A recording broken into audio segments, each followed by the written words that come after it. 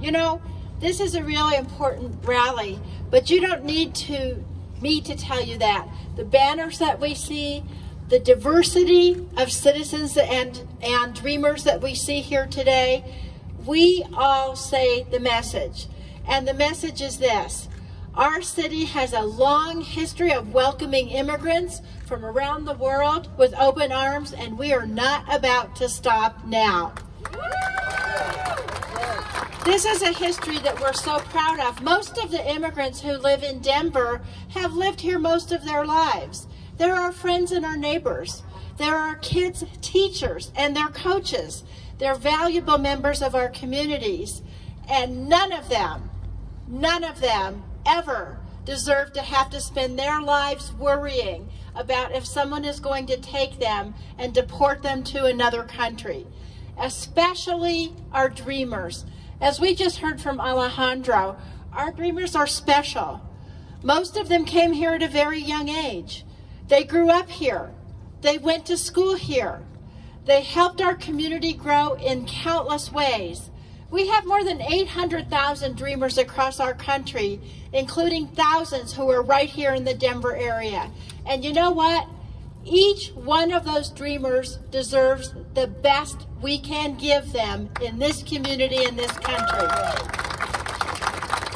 I want to tell you, instead of providing them simple protection, we should be providing them a path to citizenship. Instead of forcing them to live in fear, we should be helping our dreamers to succeed. Instead of ripping their families apart, we should be helping them bring their families together, because that's what we do here in America. Now, I want to talk about Maria, who came here to the U.S. at the age of 5. She graduated from CU Denver, and now she's studying to be a doctor.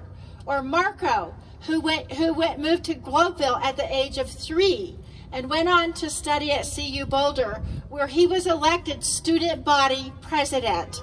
Or Marissa, who came here at the age of 9, grew up in Glenwood Springs, graduated from Fort Lewis College, and went on to teach Spanish here in the Denver area.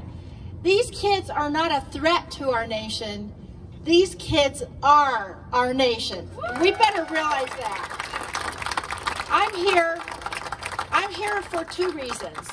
Number 1, to tell the Supreme Court to do the right thing and to uphold DACA. But beyond that, I'm here to say it's been nearly 6 months since the U.S. House of Representatives passed the legislation to protect these kids and provide them the path to citizenship, the DREAM Act. And Congressman Crow, who's standing here, Congressman Neguse, and Congressman Perlmutter, we all voted for and co-sponsored the DREAM Act, and we are so proud of that. But, like I said, it's been 6 months. We need to pass the DREAM Act in the Senate. We need to put it on President Trump's desk. So it's 2 things we need to do. And with the lives of hundreds of thousands of kids now hanging in the balance, the Senate's refusal to act on this bill cannot be tolerated anymore.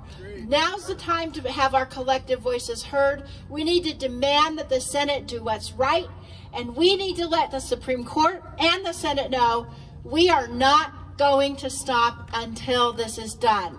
So let's go march. I want to thank you, Mayor, again for having this wonderful event. And I want to thank my wonderful hometown and my community for caring about what happens to every single person who lives here. It means a lot. So thanks, everybody. Let's get going.